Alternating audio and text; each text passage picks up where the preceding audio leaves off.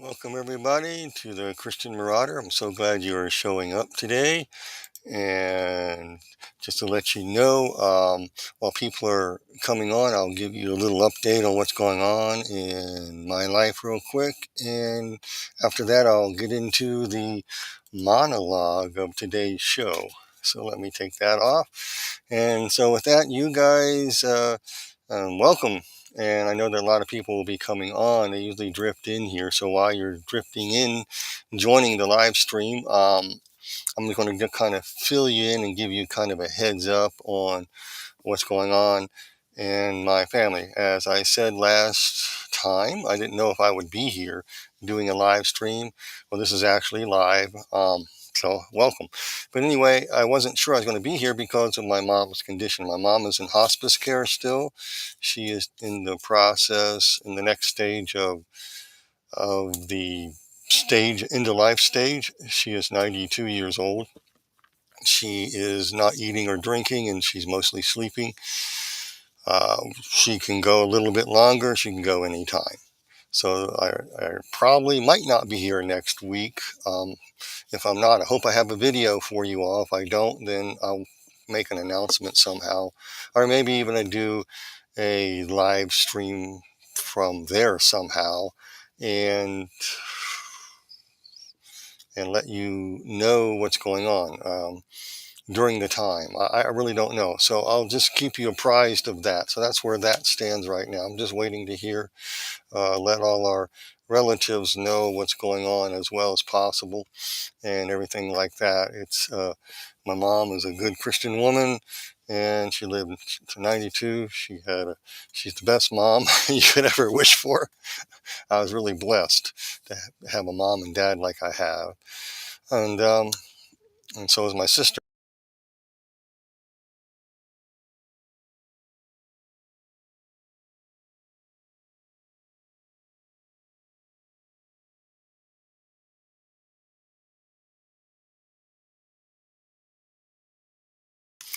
Okay, I lost the recording. Okay, so I'm sorry about the pause and the blank out of the screen there. I lost the recording. If it goes again, I'm going to have to shut off Facebook, the Afterlife page. That could be causing the issue. I don't know. I might have to shut down Facebook if it continues.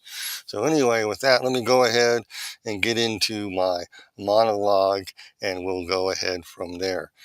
So welcome everybody to the Christian Marauder. I'm glad you're here. So let's go ahead and begin. In June 1972, the UN held a conference in Stockholm, Sweden, concerning human environment. I don't know if any of you realize how important that 1972 conference really was. The main point of this conference was to address population growth and its effects on the planet, like pollution and so forth. And they set forth recommendations and 109 principles, which were later codified into Agenda 21 and Agenda 2030. The 1972 UN Conference championed for women's reproductive rights worldwide with the hidden, discreetly goal of reducing the world's population without anybody really noticing of it, for the most noble cause imaginable. And this was hidden beneath the veneer of promoting children's health and relieving the stress on the planet or in the environment, and to reduce poverty issues. Really noble goals. Some of them are actually fine. I don't have a problem with them. In fact, during the 1972,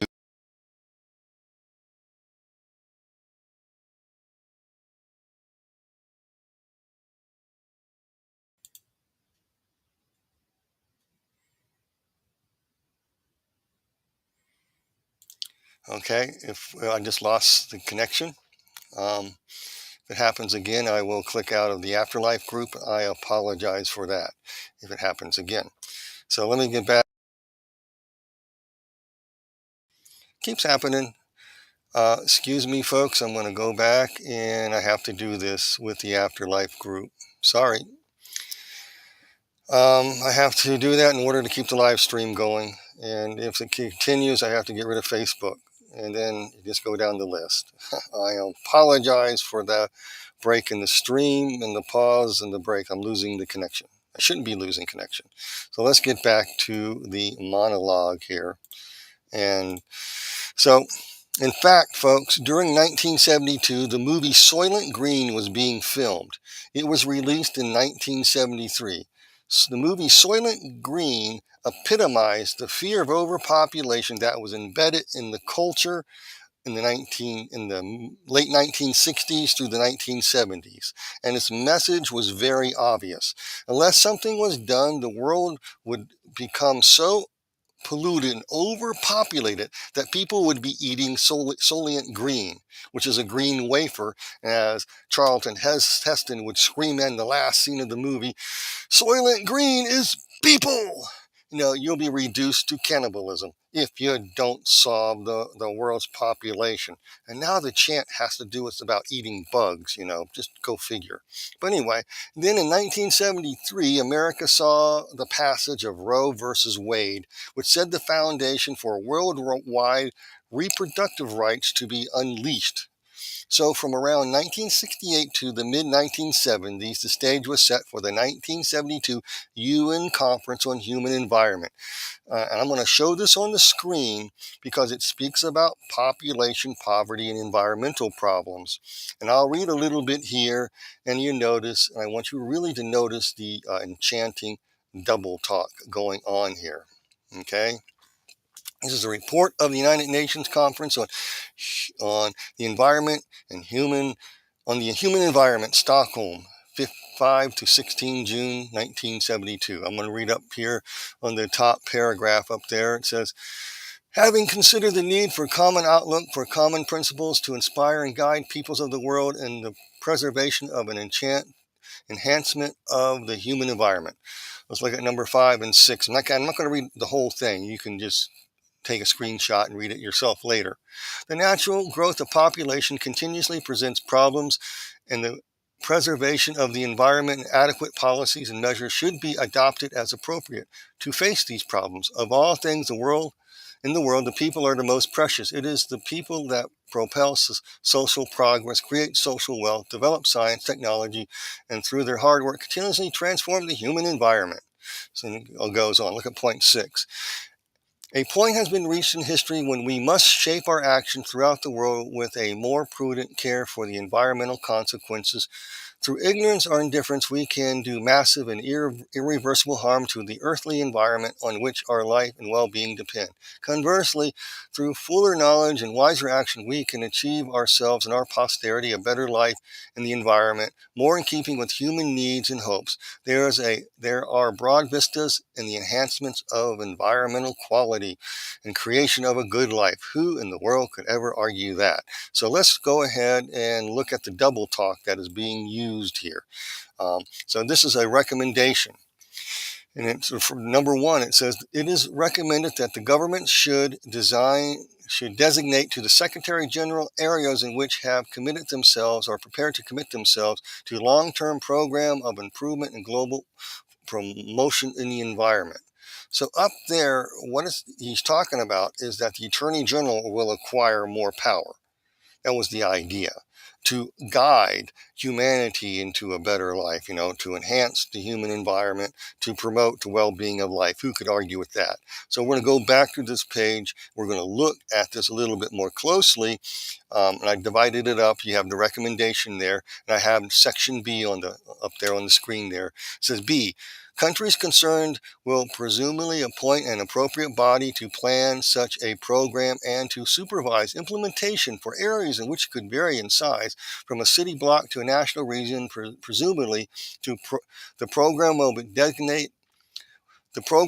designated to serve, among other purposes, as a vehicle for the preparation and launching of experimental and pilot projects. Think of experimental private projects. What happened in the UK recently? 15-minute cities. Wow. So they were talking in 1970, you set up stages. Back then, they did it a little slower, so you didn't really pay attention to what was going on, because movies like Soylent Green and others saying that there's a world population problem. If we don't solve the environmental issues, a great ice age will develop and engulf us and freeze us to death. But later, they changed that narrative when it was proven wrong to what we have today. Okay, so let's continue reading. So they had 109, principles. So let's look at some of the principles here. I'll go back on the screen. Actually, let's look at the recommendation in number 57 on the recommendation here. It says, several speakers expressed regret that population problems took so minor place in the agenda of the conference. They argue that all strategies for development and environment would be fatally damaged unless the rate of population increase was reduced. And it goes on to say that other speakers said that there's no need for this. Everything is working out. You don't need to reduce the population. You can read that paragraph on your own. But look at the principles they set forth, which are foundational to Agenda 21 and Agenda 2030. It is recommended that the World Health Organization and other United Nations agencies should provide increased assistance to governments which so request in the field of family planning programs without delay. It further recommends that the World Health Organization should promote and intensify research endeavor in the field of human reproduction so that serious consequences of population explosion on the human environment can be prevented. So you have on one hand, they're saying, don't pay attention to this, because we have speakers who said we don't need to pay attention to this. We developed this, but then their principles are what? Mitigate overpopulation with human reproduction plans. Roe versus Wade, okay? Look at principle 15 and 16. It says, planning must be applied to human settlements and urbanization with view of avoiding adverse effects on the environment and attaining maximum social, economic, and environmental benefits for all.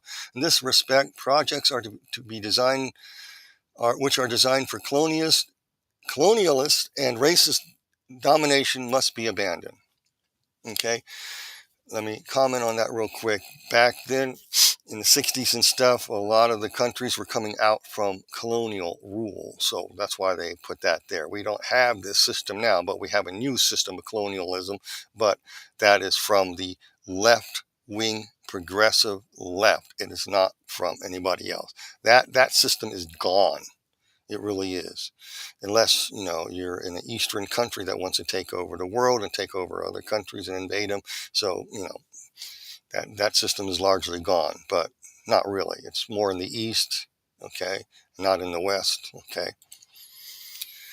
Let's go on to Principle 16. Demographic policies which are without prejudice to basic human rights, which are deemed appropriate by governments concerned, should be applied in those regions where the rate of population growth or excessive population concentrations are likely to have an adverse effects on the environment of the human environment and impede development.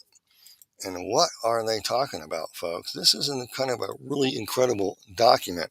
So you got to ask yourself a serious question. Why such noble concerns over reproduction capabilities of women? Because that's who has babies, right? Maybe there is a more spiritual thing going on that people simply overlook as simply impossible because it's spirits, and spirits don't exist, and we live in a rational world. And things like spooks and spirits and demons, they just don't exist. But maybe they looking something. Or could it very well be possible that such spiritual entities are influencing humanity? Okay? Last week I mentioned how first Enoch listed 6 of the top commanders over the fallen watchers by name. Their names express their character traits and how they operate.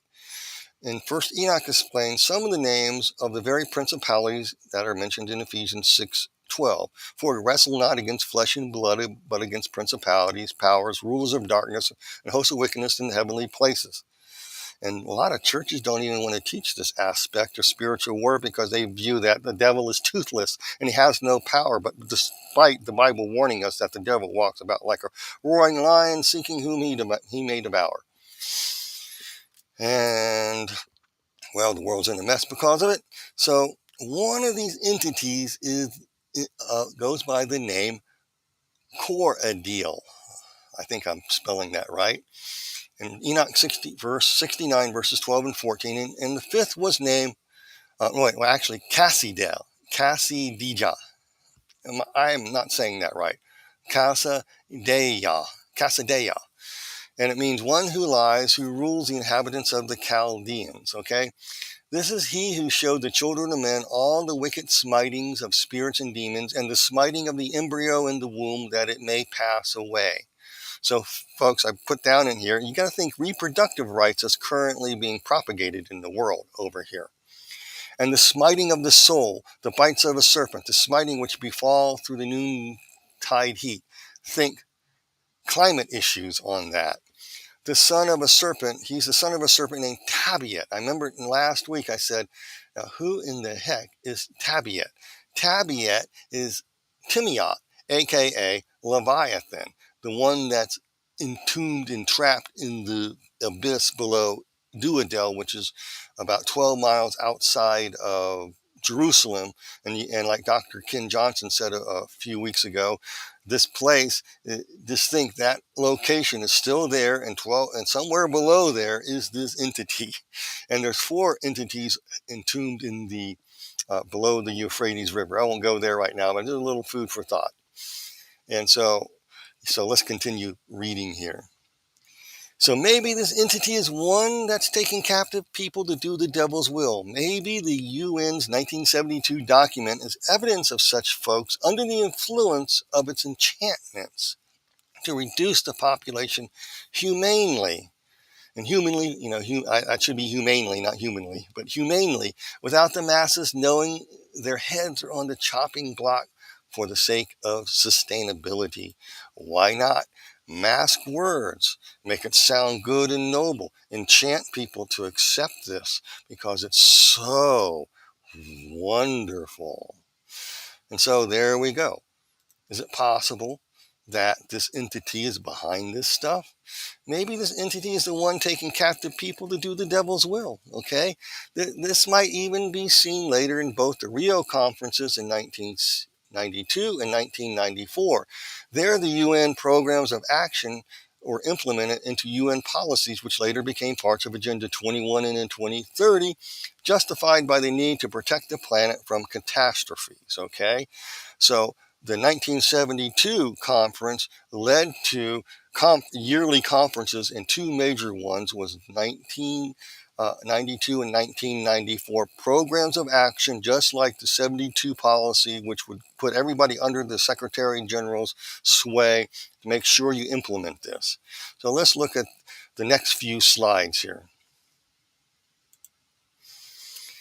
This is the 1992, June 3 to 14, 1992, report of the United Nations Conference of Environment and Development.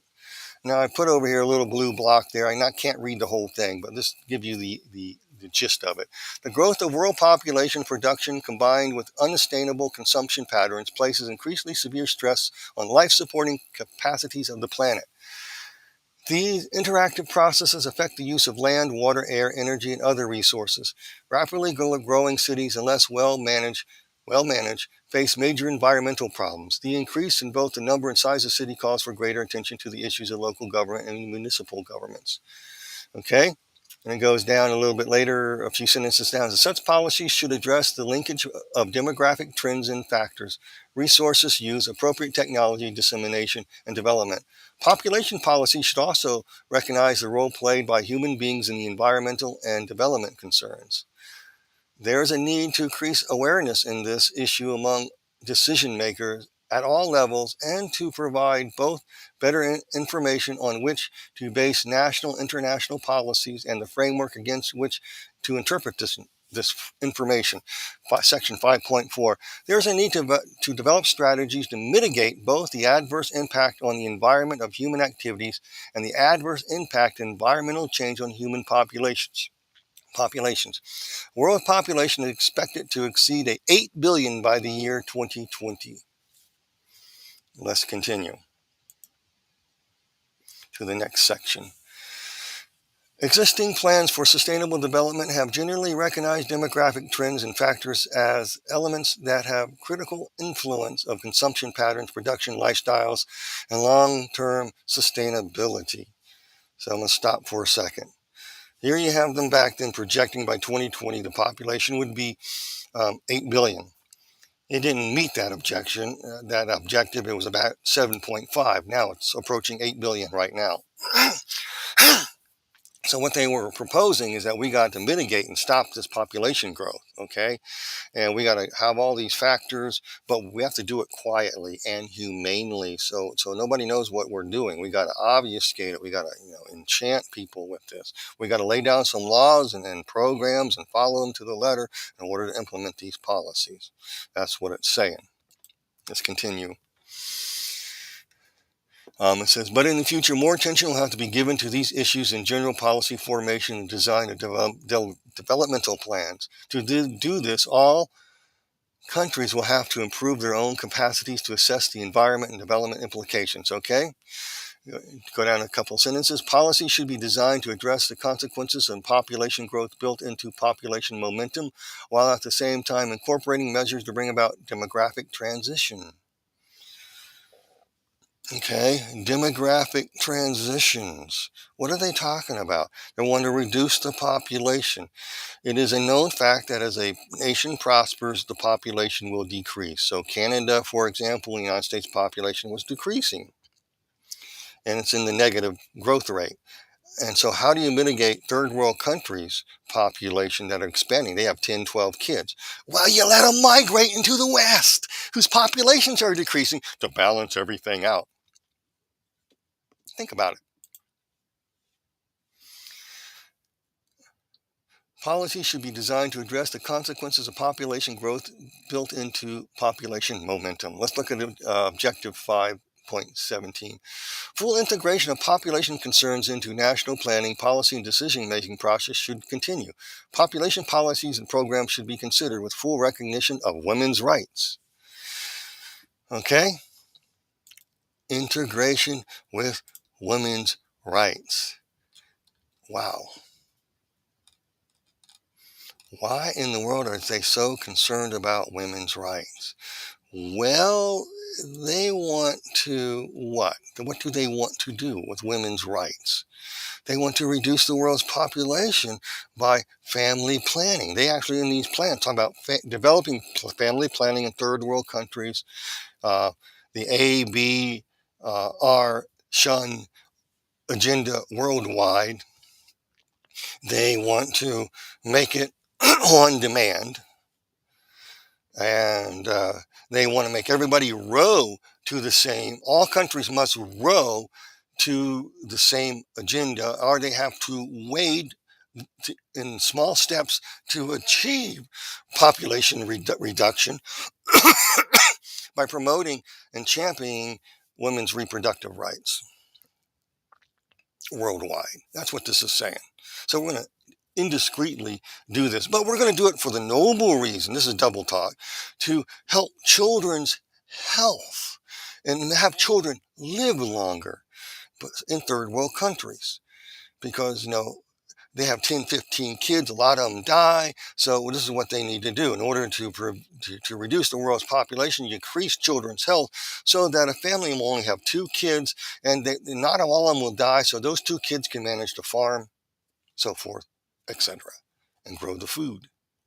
But food production has chemicals and fertilizers that hurts the environment, so we have to stop that and make blend a global nationalist fascism where corporate world gels with the governments of the world and makes a new form of kinder, gentler fascism, called global nationalism, in order to achieve sustainability and save the planet for the most noblest cause. I kid you not. I kid you not.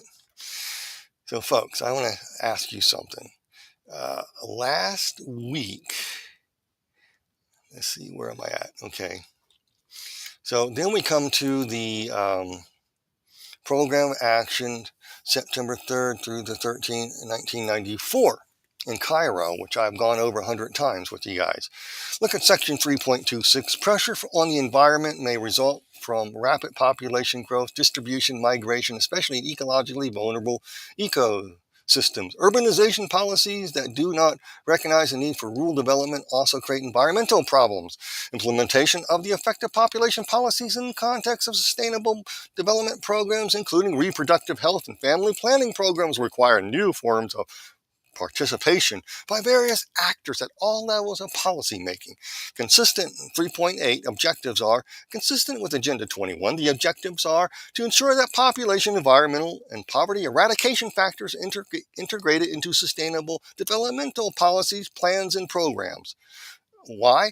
B, to reduce unsustainable consumption and production patterns as well as negative impacts on demographic factors on the environment in order to meet the needs of current generations without compromising the ability of future generations to meet their own needs.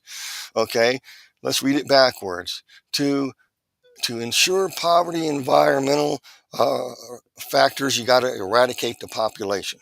Okay, and you do it humanely without the population knowing it. Why? For future generations. Who is in the future generations? Well, the world's elites. Future generations is at stake. They don't want to reduce their livelihood, but you serfs are doing too much consumption going on. So what do they project?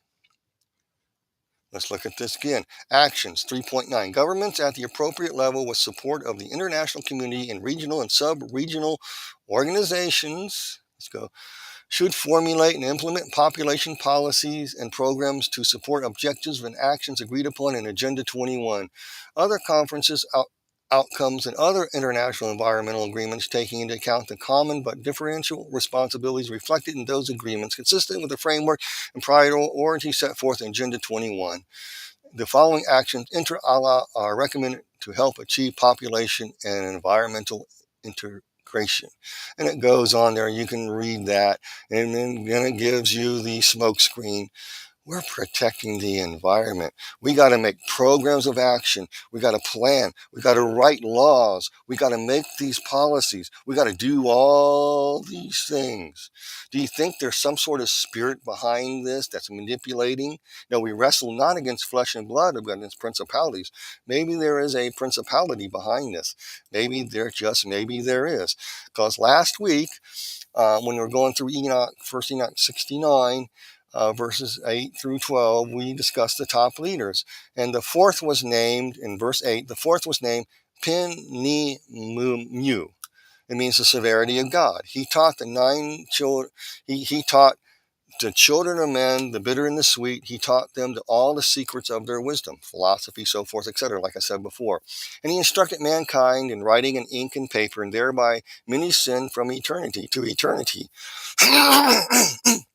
Excuse me, from eternity to eternity and until this day. For men were not created for such a purpose to give confirmation to their good faith with pen and ink. Nope, they weren't. So what does that mean? This being is a head principality, teaching the art of using language to make laws, binding contracts, policies, programs of action, plans to map out schemes, use lawfare against your opponents, rules for thee but not for me, and changing word definitions and creating chaos and confusion. Okay? He teaches the bitter and the sweet, the secrets of their wisdom, changing word definitions, and make binding contracts. Why? To achieve power, control, dominance, to create a one world rulership.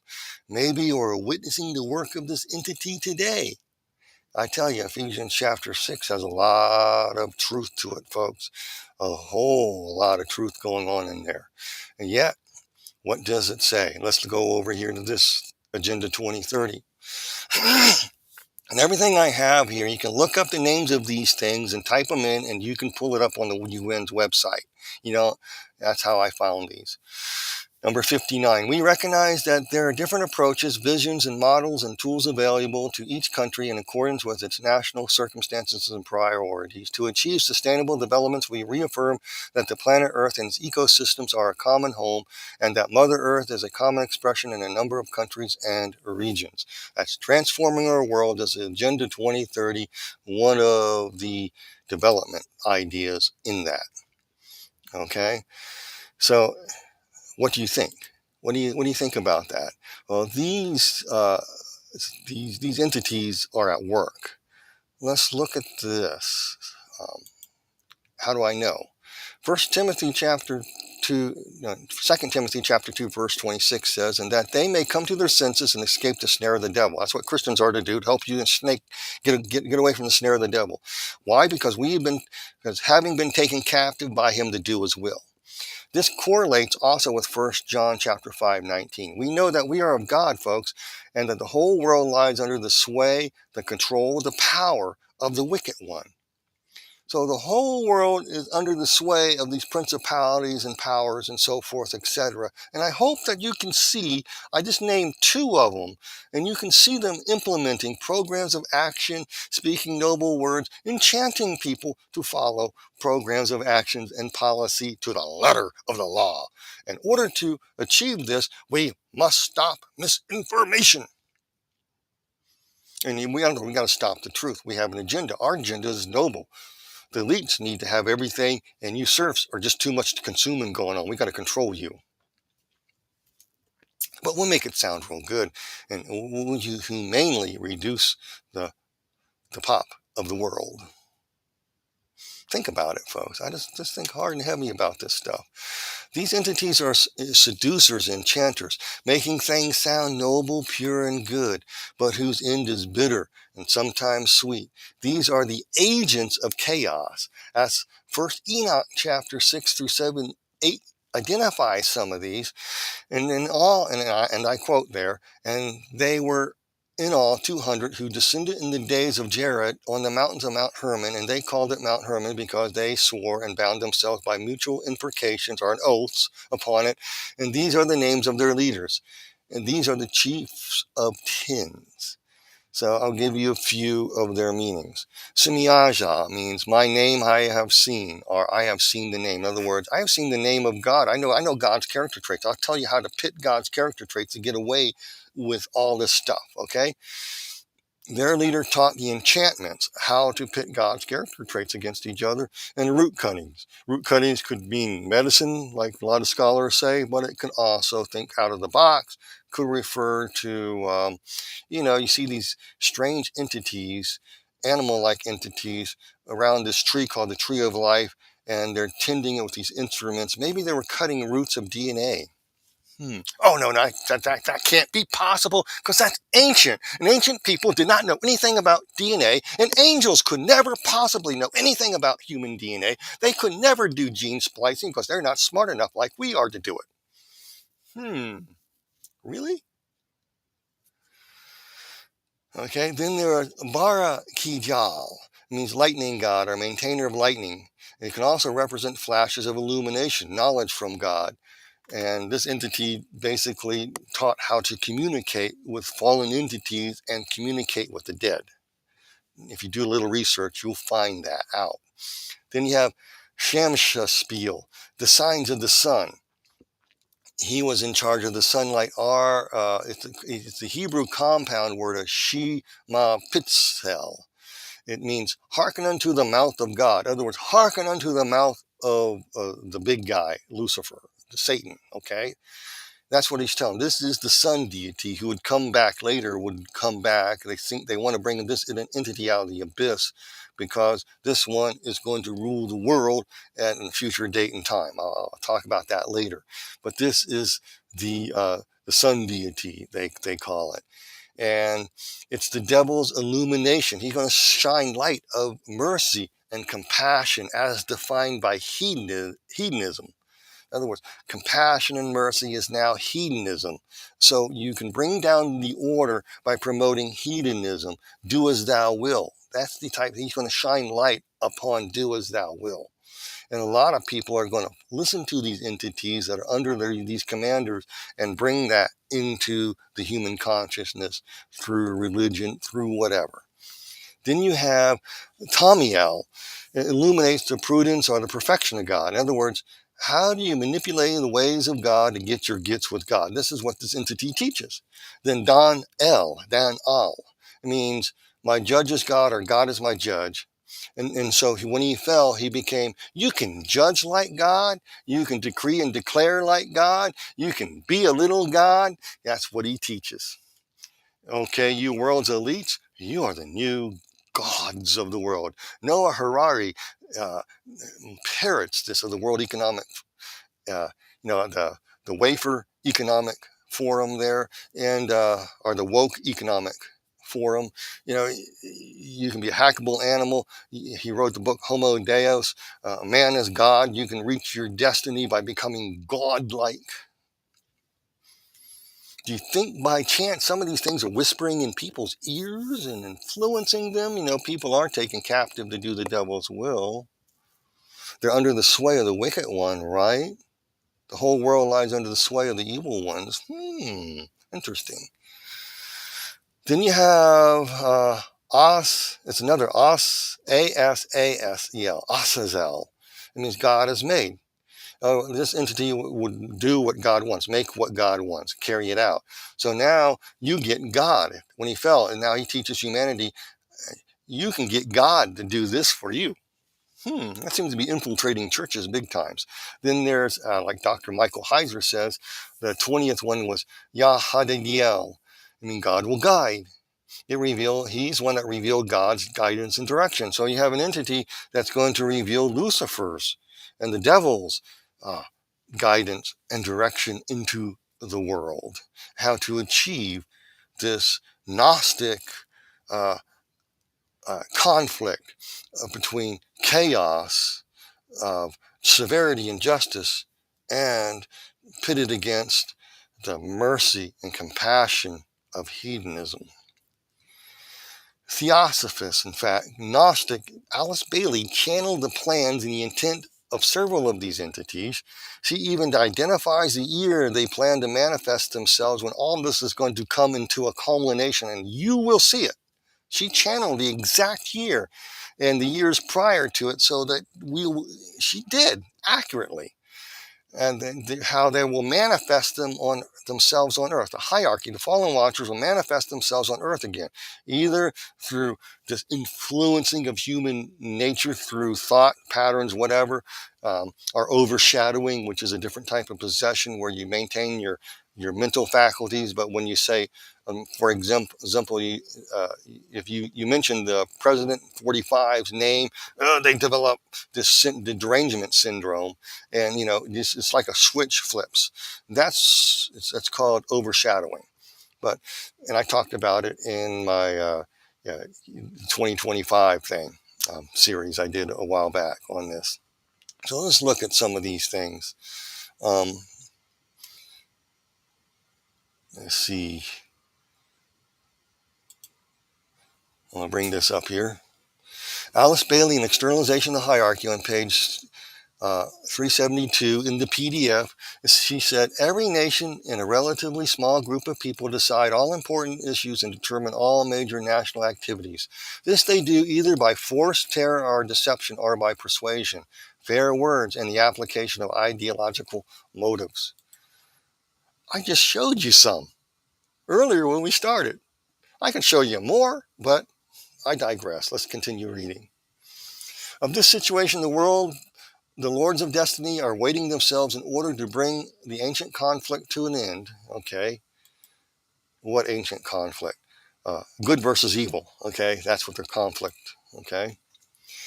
And so enables humanity to pass into the new Aquarian age relatively free with a clear understanding of right human aims, right relationships, and man's predestined future.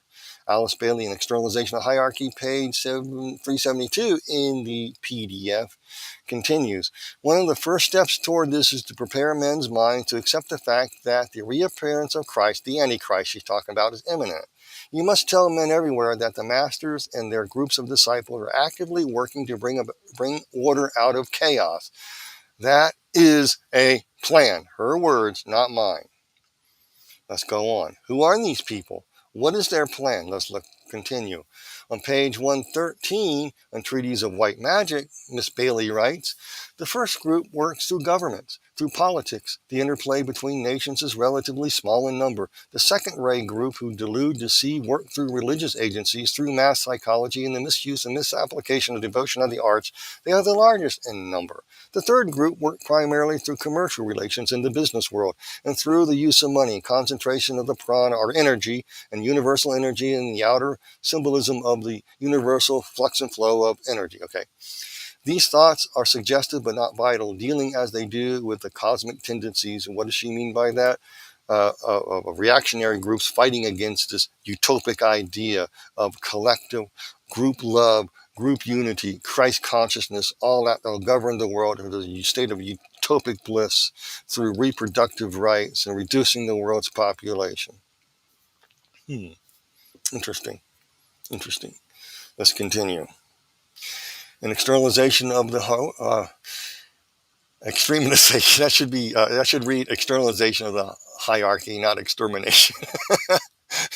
I'm sorry. Alice Bailey, in Externalization of the Hierarchy, in the PDF, page 193, says, the demand is therefore for knowers and for those whose minds and hearts are open, who are free from preconceived ideas fanatically held and from the ancient idealism which must be recognized as only partial indication of great unrealized truths which can be realized in great measure for the first time if lessons of the present world situation and the catastrophe of war are duly learned and the sacrificial will is called into play.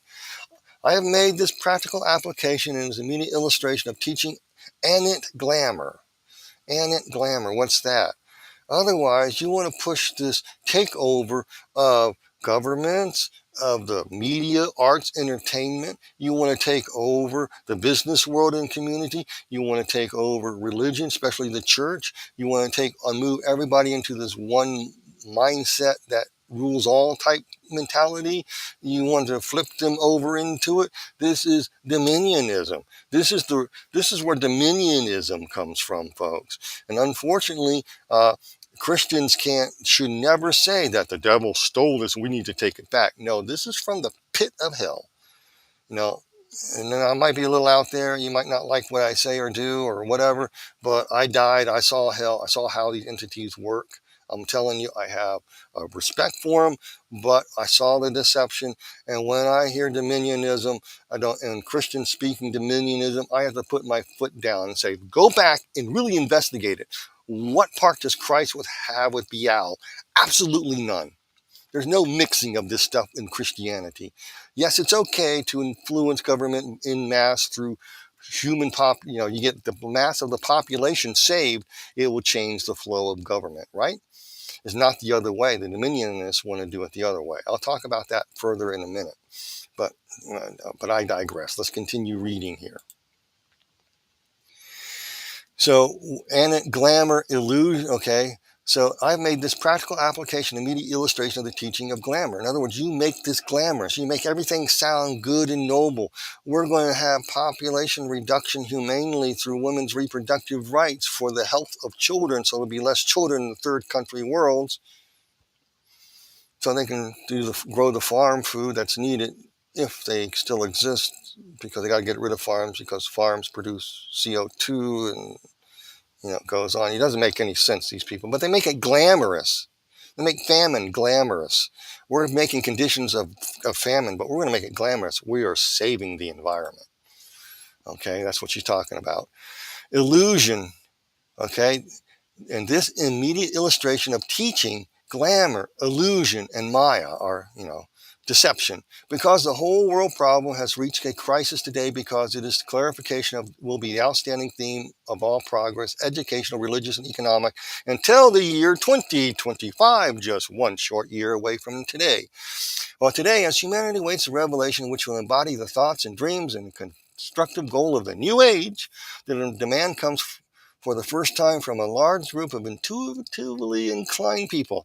I said not intuitives, my brother. This group is now so large, its focus is now so real, and its demand so loud that it is succeeding in focusing the mass intent of the people. Again, that's dominionism. Alice Bailey, Foster Bailey were instrumental in writing the UN Charter. Many theosophists were involved in the UN. It's a matter of historical record, and fact. You think they're listening to something else? Well, I think they are listening to agents of chaos in order to bring forth a new order out of the very chaos they plan to make. They do it by playing both sides, by pitting people against each other. You know, like progressives everywhere say, you got to burn down the system. It's all about obtaining absolute power and control and dominance. Okay? So that's what it's about. So let's look at this. I'm going to show you a couple of quotes from some other people. Let's look at this quote here. The controlling mind of the totalitarian foresees a paradise in which every action, every object is monitored, labeled, and controlled. There will be no room for any bad thing to exist. Nothing and no one will be out of place. This is from Charles S. Steins from Fascism and the Anti-Festival. Then we go on over here. Alice Bailey, in her unfinished biography in chapter 6. The thing we have to develop in the world today is the world citizen and to bring an end to this crude nationalism which has been the source of so much world hate. And Reappearance of the Christ, Lucius Publius Company, 1948, pages 188, 189. And I quote, the inherent fanaticism ever found in reactionary groups will fight against the appearance of the coming world religion and the spread of esotericism. For the struggle of certain of the well-organized churches through their conservative elements, the most powerful elements, are already grinding themselves. Let me comment that we are hearing that today. We're hearing such things like that today. I'm going to explain in just a second what I mean by that. You ever heard of Christian nationalism? I'll explain that in just a second. Bailey offered a solution to this, where she continues, and I quote, if we can delay the crystallization of the ancient evils which produce world war and arrest the reactionary forces in every nation, we shall making way for that which is opening the door to the activities of a new group of world servers in every land, that group which is the agent of Christ, or the agent of the Antichrist to us. And author Versulius in the New Inquisition writes, and he quotes, I'm quoting from his book, key to this transformation of the totalitarian into the role of a persecutor is a set of doctrines that one holds to be absolute or universal truth. Thus, everyone else is made into an unbeliever or a traitor. There's only a short step from this into the belief that one's duty is to impose the doctrines on everyone else, that such imposition is for their own good, for the good of society. And then Donald Dutton writes in Psychology of Genocide, Massacres, and Extreme Violence, a common perception of totalitarianism is that their target group are vermin, are a virus. Then Salon wrote a while back in November 2023, far-right magna theocrats, the most dangerous threat to America. Why? If you try to defend Christian nationalism, I want to give you a brief education, a Reader's Digest version of what that means. I am not a Christian nationalist. I'm a born-again, blood-bought Christian by Jesus Christ, okay? Of course, I believe in our country. We are the best country in the world. That doesn't make me a nationalist. Okay? Let me tell you what Christian nationalism and how it's used, how these policies and procedures and these entities inspired people to use that term to demonize and set you up as vermin to be exterminated, and why they have so much hate for people of a certain persuasion. They say they're the most dangerous threat to America. Why do they call them Christian nationalists? Let's go back in history to British Israelism, where there was 12 tribes, lost tribes, and there were 10 lost tribes or whatever, and they came over to England or something, and they were going to be destined to rule the world, was dominionist. That's what the thinking was. And that fell out of sync, and so it drifted over into America probably in the 1800s sometime, and popularized in up to about 1960. At the advent of the civil rights movement, crushed that movement, and it developed into the Christian identity movement. So in the Christian identity movement is this very segregationist. It was one particular race who's going to dominate all the other races and control and rule the world. And that was the Christian identity movement of the KKK and white supremacists. which morphed later into a new name by this famous minister by the name of Roy E. Davis and some others. And then one that I'm going to tell you, buried underneath a pyramid with an eagle on top. And I'm sorry if this offends you, but you need to be offended and wake up. His name is William Branham. He was a segregationist. He was a white supremacist. He was with Roy E. Davis, who was the second in command of the KKK, marched down, you got pictures of it, marching down Pennsylvania Avenue in D.C. holding a Klan parade. So this is the Christian identity movement, which became Christian nationalism. So I bet you didn't know that William Branham was investigated for the murder of A.A. Allen. They couldn't find anything on, they just got stone silence about it. Why? Because A.A. Allen had he approved of interracial marriages. He approved of races mixing together and worshiping together. William Branham said, no, not at all. You can hear it in his messages and hear it in his sermons. Sorry, folks, he was a racist white supremacist. And then he was also investigated because Kennedy was a Catholic. He was investigated, had something to do with Kennedy's assassination. Again, stone silence. Nothing came of it. They couldn't find anything on him. Maybe he was innocent. I don't know. In 1963, he claimed to be some great prophet and he was going to usher in the end of the world or something, and he died in a car crash, arguing with his wife or whatever it was, and ran head on to something. He was killed. Interesting, isn't it? So, from the past, the government now has a way to demonize a whole group of people as the most dangerous threat to America, far greater than the Chinese, far greater than any other threat. Because they can build off the lie that came from the past and label every Christian a Christian nationalist if you have conservative values, so forth, etc. Okay? Is that true? A common perception of totalitarianism is that their target group or vermin are a virus. Alice Bailey taught that too. She channeled it.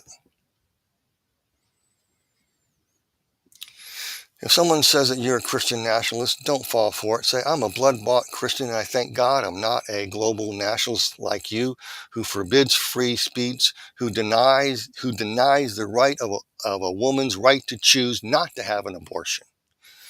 I do not impose my rules and regulations on you, or else.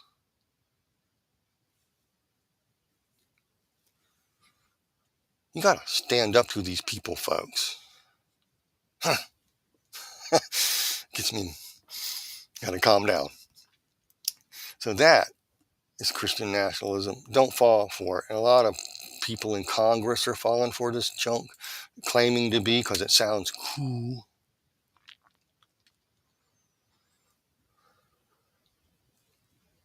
So, yes.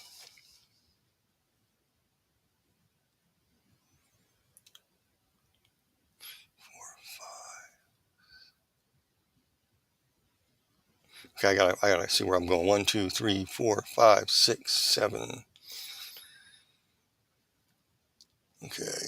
Okay, let's go to this slide. Alice Bailey and Externalization of the Hierarchy, page 281 in the online PDF.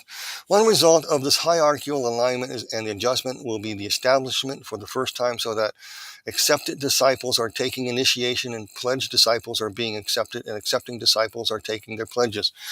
Thus, a great new movement is proceeding. Excuse me. I didn't mean to do that, and tremendously increased interplay and interaction is taking place. This will go on until AD 2025, just one short year away.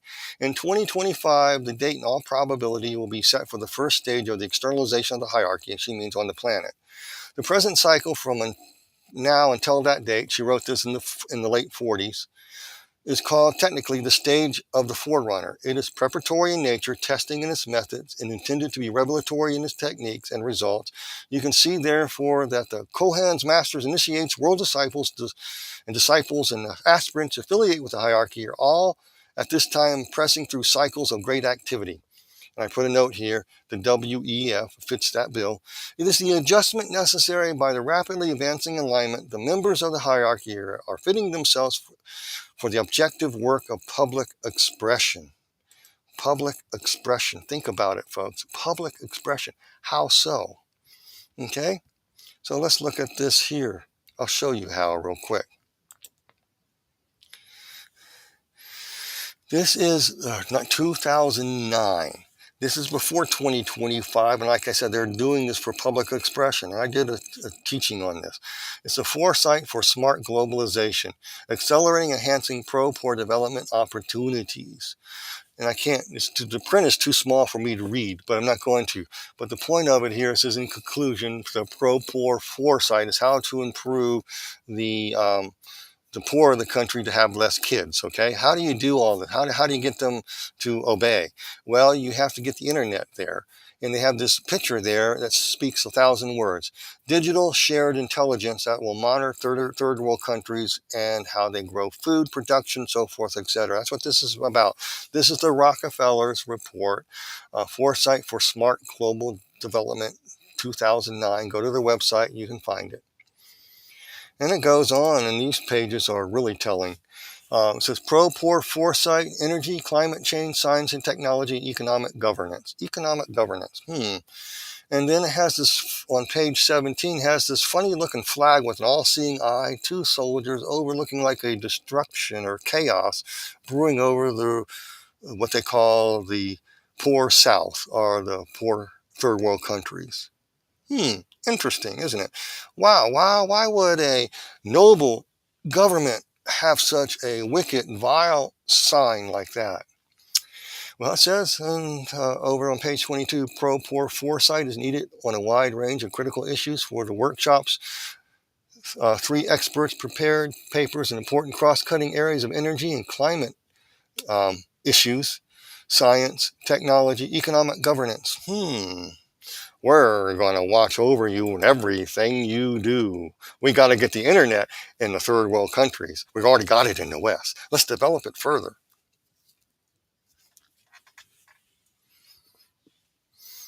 You think they're being inspired by something?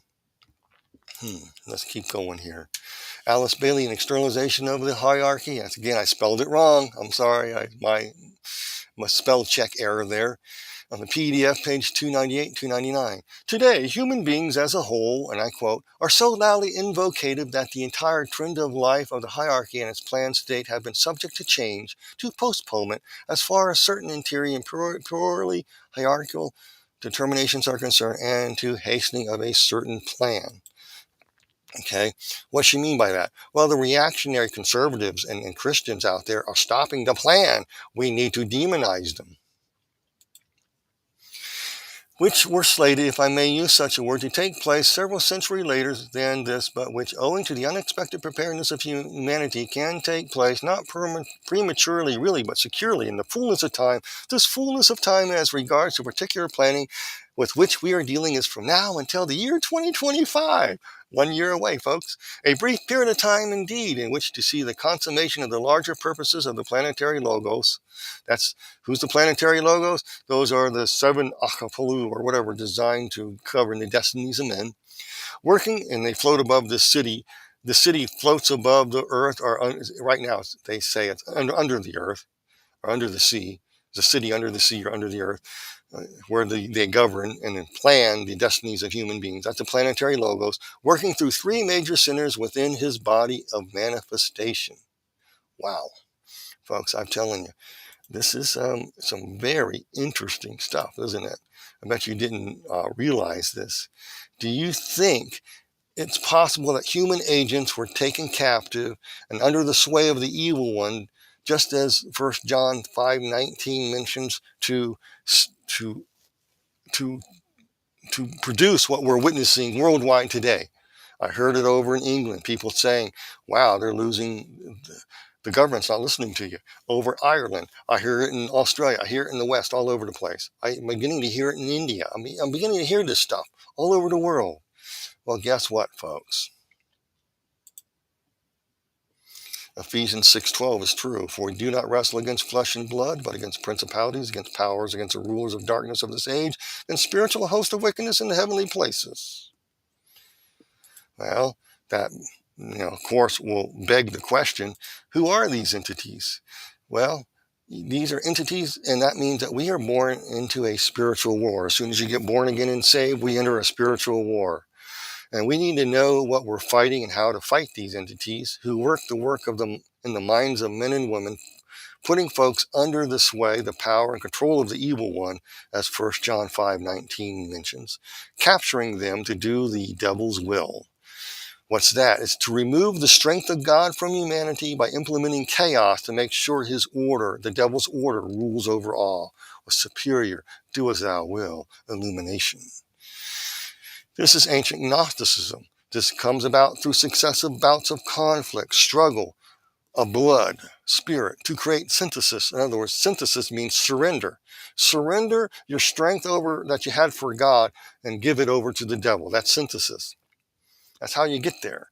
According to the old Mesopotamian pantheon, folks, there were 7 primordial gods or fallen watchers, and then 7 younger fallen watchers who decreed the fates and destinies of men. Why am I bringing this up? Well, stay tuned and find out here. The 7 primordial fallen watchers, there were 4 male and 3 female. The younger who decreed the fates of humanity consist of 5 masculine and 2 feminine names. Why masculine and feminine names? Are they gender? No, there's no gender with these entities. What does it mean? This is a mocking of God, how he created human beings, okay? So, male and female, both co-equal in the areas of life. In other words, the masculine is a head general, and the females are the deputy commanders. This is a military formation, folks. These are military formation. This is the devil's army, folks. These are the agents of chaos. We're fighting a spiritual war. So the females are not really female, and the males are not really males, okay? When I say male, this is a 4-star or 5-star general, and the others are brigade commanders, or a head of an army or something like that underneath that rank. That's exactly what that means. And so when you look at it that way, this begins to make a lot of sense. So you have 5 primordial fallen watchers. The female was Tiamat, Lahamu, and Kishar, okay?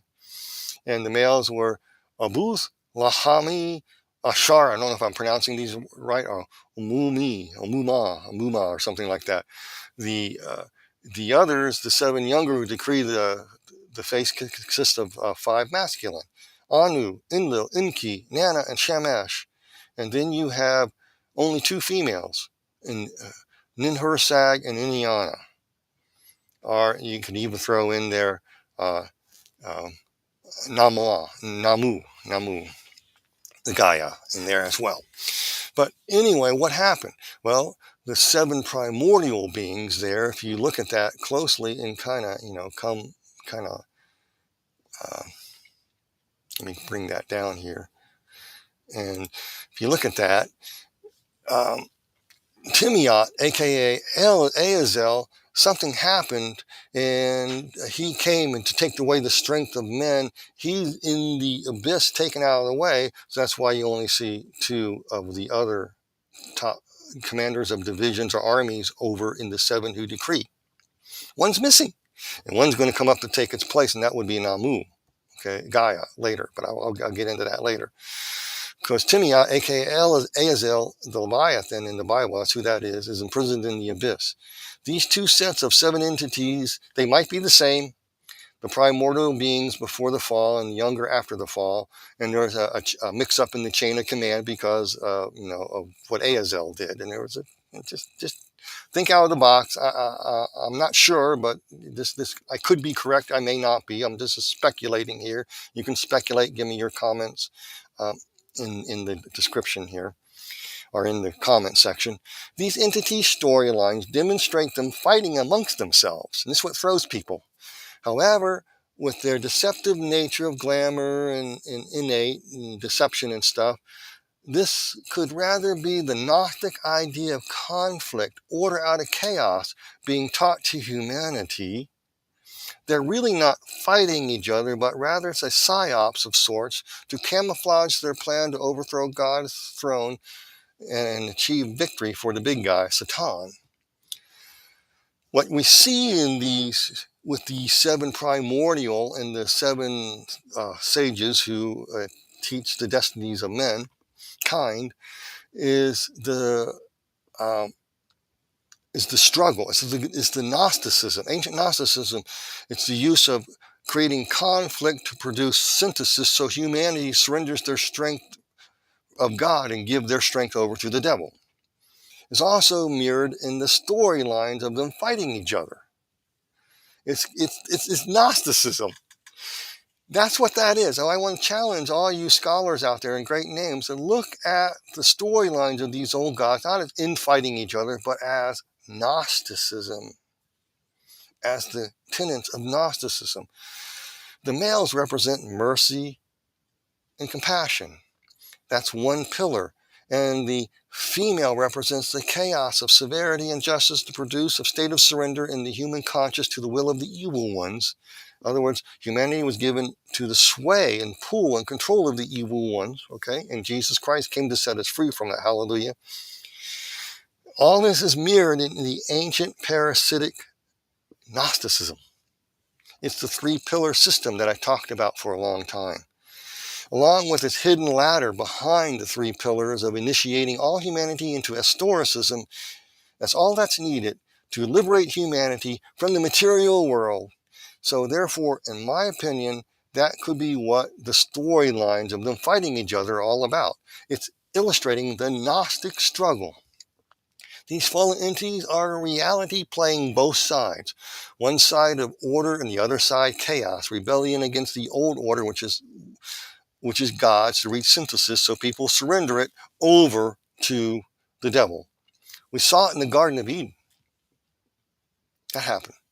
This is mirrored in Hegel's dialectic of thesis, antithesis, and synthesis. Okay? So let's look at this. I'm going to bring this three-pillar system up again. That's what we see here. I keep hitting the wrong button. I don't know why I keep hitting the wrong button. But so you have two opposites, thesis, antithesis. You have the dark pillar, the dark lodge, the feminine side, and you have totalitarianism and fascism, Stalinism, materialism, individualism, and you pit it against the pillar of mercy, compassion, of a kinder, gentle totalitarian, fascist, communist, collectivism, so forth, etc., based on hedonism. Okay, others based on laws, writing of laws, legalism, the dark lodge. You see something here? So you have two opposites to reach a synthesis that someday leads humanity to achieve a final utopic, dystopian new world where the humanity returns to a state of pure spirit being, one engulfed in the light of Satan, the big guy. So why do I bring this up? Why do I bring it up? It's simply put, folks, the point is here that this is consistent, seen in the 3-4 pattern, seen in esotericism that Alice Bailey writes about, and I gave you some documents, you can go back and look at them about initiating humanity, okay? You initiate humanity in 7 stages, and it's a 3-4 pattern or a 4-3 pattern. Sometimes they call it a 3-1-3 pattern, but it's actually a 3-4 pattern to explain how to initiate all humanity into esoteric thought without people even knowing it. The order of compassion, that pillar of merciful hedonism, is guided by the 4 males who are in conflict with the 3 of their other commanders to produce severity and justice in order to create chaos, the tension, the Gnostic struggle needed to create their new order of the age so that humanity finally surrenders to them. The same 3-4 pattern is used to initiate the masses of humanity to create a synthesis to reach ever higher levels of secret knowledge in the Jacob's ladder that's seen in the back of these pillars that I didn't put there in my chart. Couldn't put it in there.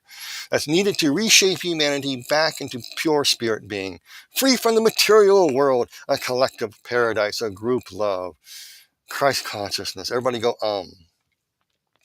This is explained very well in this slide right here. Alice Bailey in Rays of Initiation, PDF, page 124, and I quote, "This has never been more evident to the masters than today. The war might be regarded as revolt by the form side of nature against the old conditions, against the new incoming conditioning factors on the part of the Black Lodge." That's the black pillar, it's chaos. Between the two forces, one sensitive, that's onward moving, ready for that which is new and better, that's the mercy, hedonistic mercy and compassion. And the other, reactionary, static, that's the black pillar, determined to gain a stranglehold upon life within the form. The hierarchy stands at the midway point. What does that mean? The hierarchy stands at the midway point. They're looking for synthesis. Under the sway of the evil one, right? Taken captive by the devil to do the devil's will, right?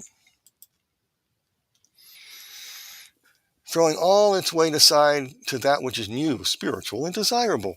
B, adapting itself simultaneously to new conditions and new emerging factors, standing like a wall of steel, unshatterable and immovable between humanity and the forces of evil. This has been the epoch of crisis and the great moment for which the hierarchy has been preparing ever since it was founded upon the earth.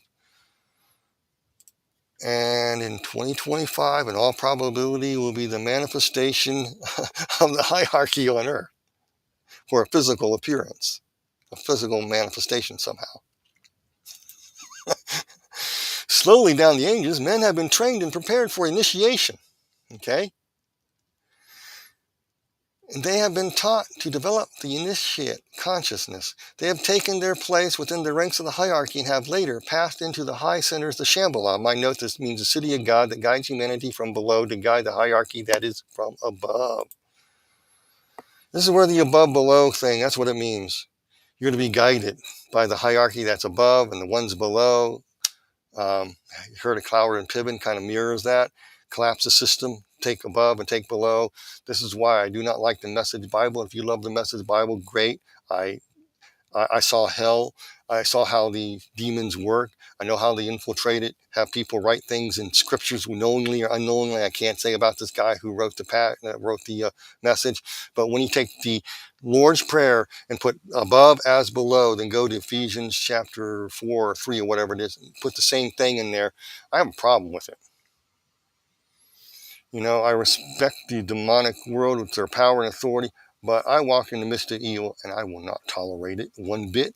That's why I do not recommend the Message Bible. You may love the translation, but remember, they like to sound noble and pure.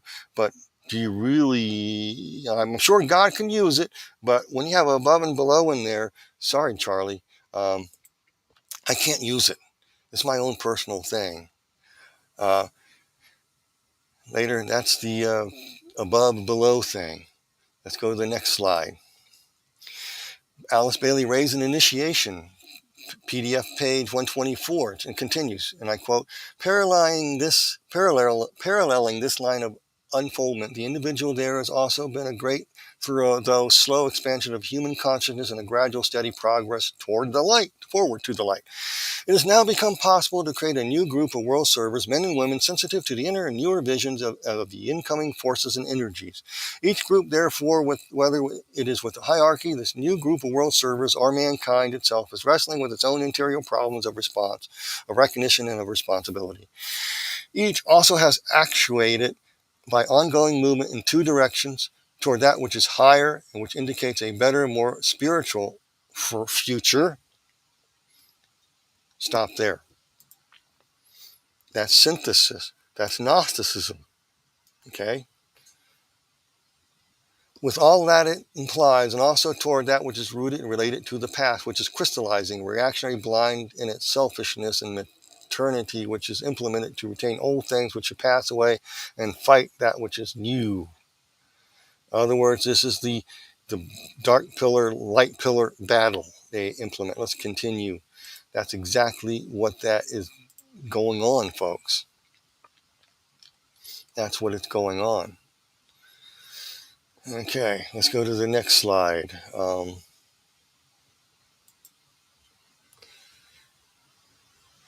Alice Bailey, Treaties on the Seven Rays. That means the Seven Rays of Initiation, page 169.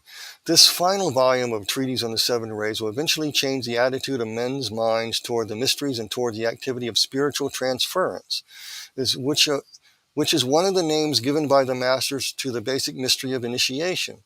In due time, our educational centers, practically those concerned with adult education, will take into calculation normally and customarily the fact of future initiation.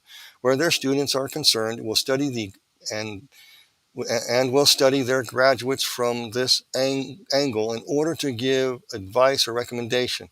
In these institutions, elements of true esotericism will be taught, though they will not be regarded as esoteric.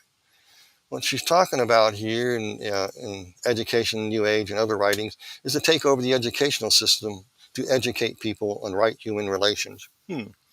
You think somebody's being inspired? You think John Dewey, the so-called, he's really not the father of the educational system. He's modern, Theophilus, so forth, etc., who infiltrated the education system for this very person to indoctrinate people into historicism without their knowing it. Are you seeing any of that?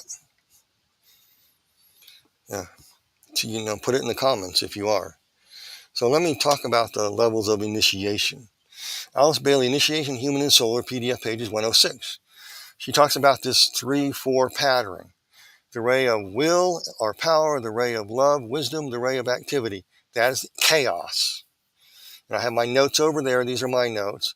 You have the ray of willpower. That's Timiat, but kind in the abyss. But now Enlil, who now plays the chaos factor in this factor, okay, takes over. That's who took over the position who I can find right now. The ray of will, Loveland, or wisdom would be Namu, Gaia, or that's Kai, or Inyana. I don't know who's who, but the ray of activity or adaptability, this is chaos. In order to produce chaos, Inyana or Gaia, Namu, Kai. I don't know which one of these is which one here. That's why I put their names with a question mark. But one of the two is love, and the other one is wisdom, and the other is activity and adaptability. So in order to produce chaos, you use wisdom to redefine what love is. Love is love. You Christians need to love. You can't just argue against our noble cause of right human relations and collectivism, because you Christians need to get along. Our love is superior. So creates chaos.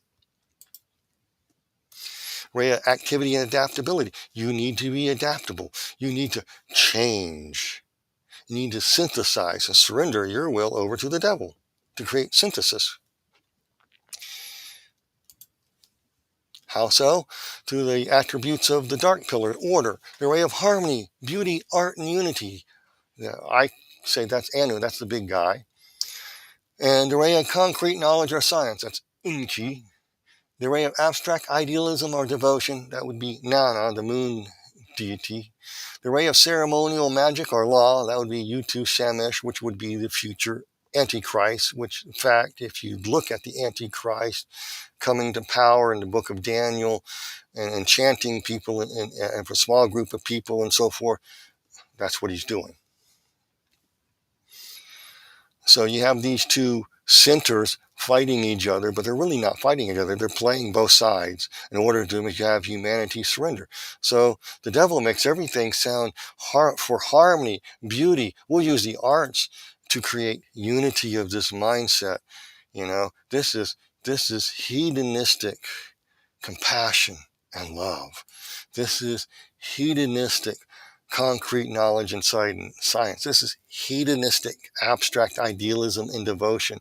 This is hedonistic mercy and compassion of ceremonial magic and law for the betterment of all humanity. Alice Bailey in Treaties in the Seventh Ray, page 169.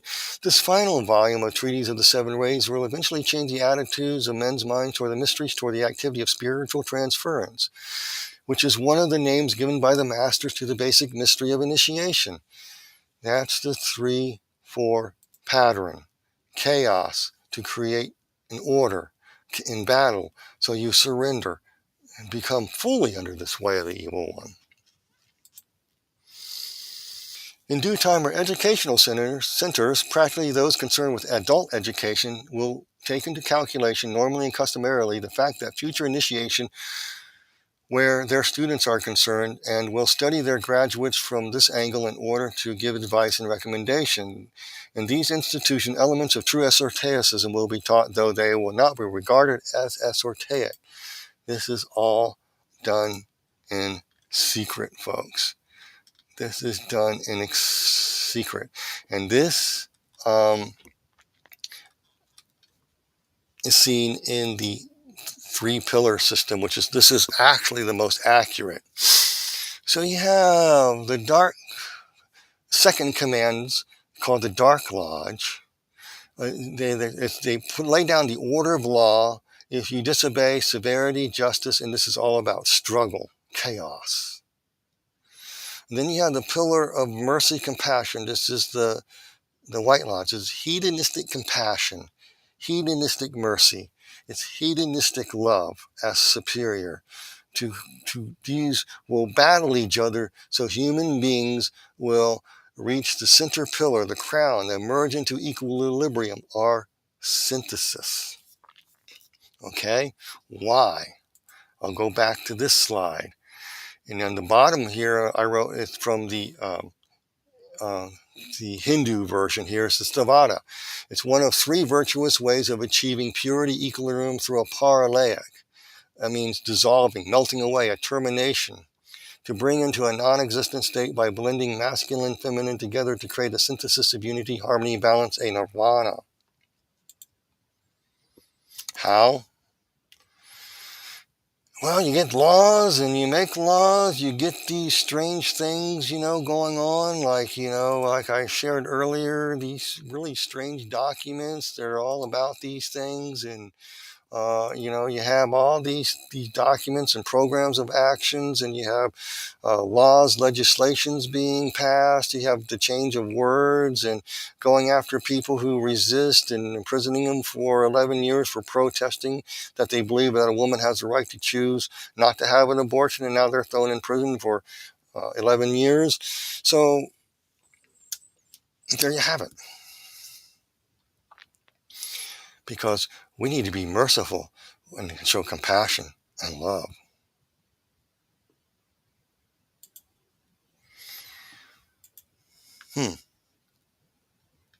Think about it. Paul writes in Ephesians 6:12, we war against not flesh and blood, but against principalities, powers, and rulers of darkness and hosts of wickedness in heavenly places. These entities are behind human agents, moving them to believe the lies and deception of the fallen ones. This explains why we're witnessing a worldwide collapse of godly morality based on the Judaic-Christian principles of right and wrong. And the progressive left is winning. They sell it by how? I want to put this slide up again. I'm going to explain how. Okay? They sell by hedonistic kind of compassion and mercy and love for the criminal, for the illegal, for the depraved, for the profane. You must love and have compassion, understand why they're doing that, and pay up for oppressing them. This is, in other words, they do this to pit against laws and the old order so their new order can arise out of the chaos they make. It's all about love as love, with no boundaries, no protections, used to crash the old order down. Think about that. To crash the old order down. So all reach a pure spirit state, standing before the great white throne, waiting their turn to eternally swim laps in the lake of fire, and game over, you've been deceived. While traveling towards this, these people never realize what they're doing. This explains why we're mixing the ability to mix DNA of one separate species into another. This is why we see the push of AI and the push for digital currency. This is why we're seeing the question of who you are as a human being, and parents losing their rights to raise their own children and have governance over them. The state needs to. Chaos is unleashed in the name of love, mercy, and compassion for all that is profane and been oppressed. Oppressor versus the oppressed. We got to bring down the system of the old order. We got to burn it to the ground, as Antifa would say. This is why we see apostasy rising big in the church. The offices simply channeled the plan on how to do this. They laid out the plan, Alice Bailey, Sarah McKinney, and a whole bunch of others, by bringing forth a new order out of the chaos they make by playing both sides under the guidance of the spiritual hierarchy to do so. As Ephesians 6:12 says, we are to battle against this. We got to put on the whole armor of God. We got to make a stand. In other words, how do you do that? Lord, help me. I have no courage, but give me the words to say. Do not accept this. Resist it. You learn how to cast down arguments and every high thing that exalts itself against the knowledge of God. You're going to have to combat this because we wrestle against fallen agents of chaos, trying to battle and destroy God's order, causing humanity to surrender, becoming synthesis to be totally under the sway of the devil. The devil didn't achieve that in the Garden of Eden, because human sin nature would teach humanity to rebel against the devil. So in this new order of AI and what do you call it, DNA splicing, cutting of roots, so to speak, all this stuff, and putting a computer chip in your brain, whatever, can control the human sin nature. As Noah Harari says, we can make humans hackable animals. We can control their sin nature. We can win. You think these people are under guidance of something? Well, folks, I will explain more later next week if I can. Like I said, I don't know how things will go with my mom. I may not be able to, because things with my mom's condition, because she's at the end of life there. I do not know. Hopefully I can get a video out. So as long as the creek don't rise, I'll see you next week, as I say. But then that's all I got to say today. Hope you got something out of this. If you'd like to support what I do, all my support information is up there. And my website is under construction. I got to decide.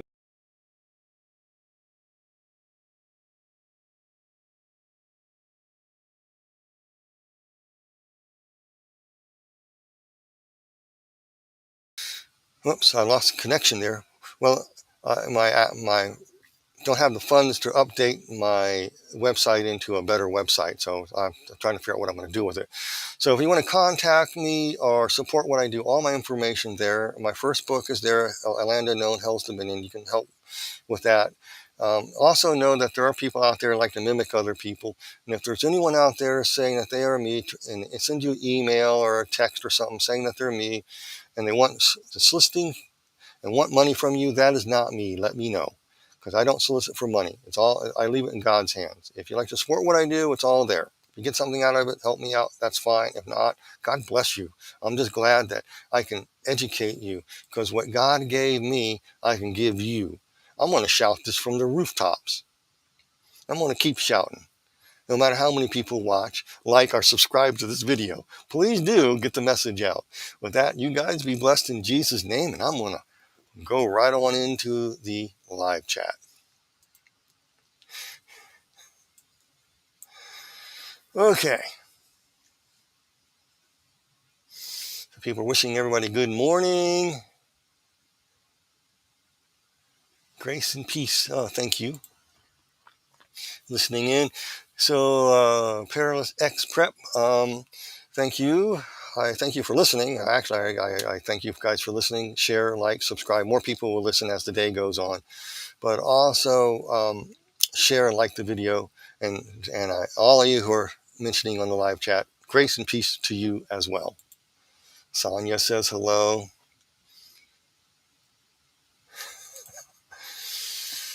So, Fireside Grace, some great people over there at Fireside Grace.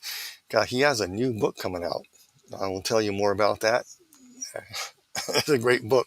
And I'm going to do a little promotion work on him and get this. I'm going to interview him. He's interviewing me again. We're going to set up it. I have see about my mom first. But anyway, how much more obvious can it get? Yet people still think it's some conspiracy.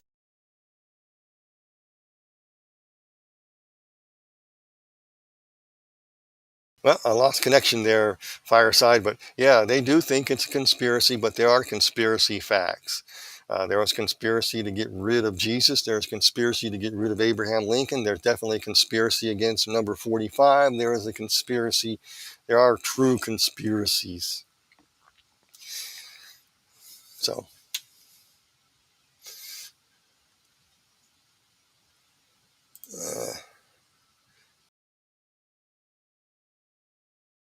well, folks, I don't know what's going on, but I'm losing connection. So if you see it pause, just stay. I'm going to try to end this quick because I'm losing connection.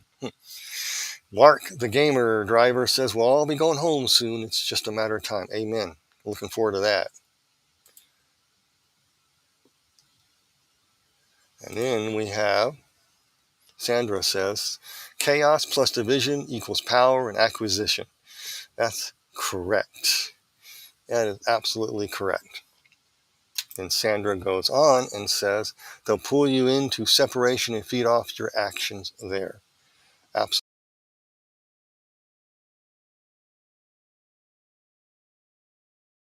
I find it interesting how I keep losing connection and jumping back in. So if you see a pause, don't pay attention to it. I'll keep going. But yeah, you're right. That's how they operate. You know what? I can't access the live chat anymore. I just have to read you people's comment. Chaos plus division, power equals power and acquisition, and that's what they're doing.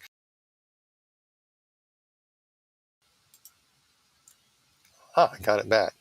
So I keep losing the connection. So just keep praying in the name of Jesus. Let's stop this break in the connection.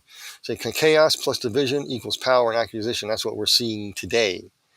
They want to get rid of the ability to grow your own food and mass produce it from farmers in order to have a big box conglomerations to produce and grow food. This never worked. It's always been applied in every Marxist takeover and always led to a massive famine. That's a historical fact. That is a historical conspiracy. This is to acquire power and acquisition.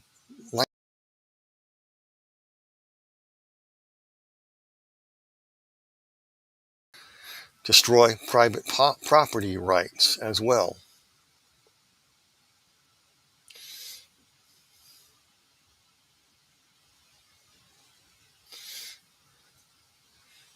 Okay. Again, I lost the ability to put anybody's comment on the live chat. And since I'm kind of disconnecting a little bit from people, Selena says, I wonder if there are in the world so much religious people, so forth, etc., who will never accept those love ideas. Okay, yeah, there will be those. We saw some of that over in the Middle East recently. So how they think they rule the world. Now Europe is suffering too. Okay, unfortunately, there's some words I cannot say. I'll get my channel axed. But anyway, um,